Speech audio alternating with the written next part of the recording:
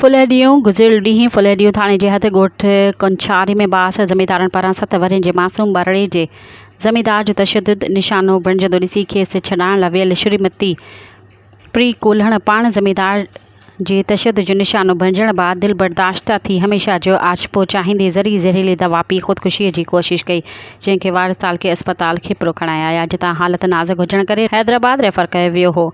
उन धणीअ हवाले करे छॾियो। ज़रनि खां मिलियल ॼाण मूजिबि श्रीमती परीअ जो मुड़ुसु ज़मींदार रोशन मंगरियो वटि पघार ते बीठल आहे, जिते श्रीमती परी पाड़े जे ज़मींदार जे पासे फुटियूं चूंडण लाइ वई त बास ज़मींदार परीअ जे मासूम पुट मथां तशद्दुद कंदे चयो त तुंहिंजो पीउ मूं वटि पघार ते आहे ऐं अव्हां वरी ॿियनि जे पासे फुटियूं छो था चूंडियो, जंहिं ते पुट खे छॾाइण लाइ आयल परी ज़मींदार खे चयो त अव्हां वटि पघार त मुंहिंजो मुड़ुसु आहे, आउं ऐं जो पुटु न आहियूं।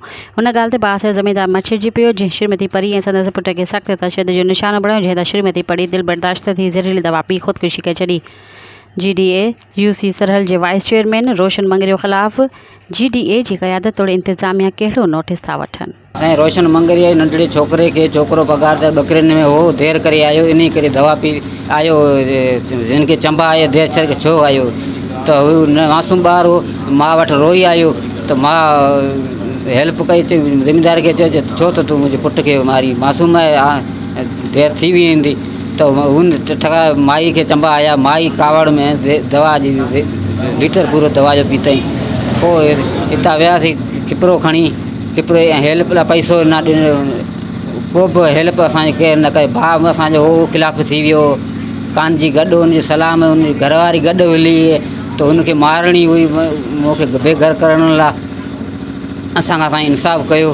FIR कराई फुलाड़ी थाणे में, कोन था ॿुधनि केरु। पुलिस चए थी पाण में ठही वञो, रुॻी पुलिस ईअं चवे थी पाण में ठही वञो। असांजो मुतालो इहो आहे, असांखे इंसाफ़ु कयो। नंढड़ो छोकिरो आहे, माना को पघारदार आहे या कीअं आहे, उन्हनि जूं ॿकरियूं थो चारे, ठीकु आहे, उहो थोरो देरि करे वियो, ॿार आहे रांदि कंदे कीअं बि वञी सघे थो, पोइ चवंदा उन ते तशद्दुद कयो आहे रोशन, ठीकु आहे, त उनजी माउ जेको उनखे आख़िर तकलीफ़ थी त भई मुंहिंजे पुट खे तूं छो कुटी थो, हेतिरे नंढड़े मासूम खे ईअं करे, ऐं जेको सो हुन खां बि तशद्दुद कयो। तशद्दुद करण खां पोइ हुन ज़हर पीतो पंहिंजो अंतु आणे छॾियो आहे, ऐं उन खां पोइ NC कराए लाइ थाणे ते, ठीकु आहे, असां सवेरो वियासीं, मुंशी असांखे मिलियो, उन चयो त भई जेको आहे साफ़ु सुथरो पियो थिए, पोइ तव्हांजो मसइलो हल कयूं था।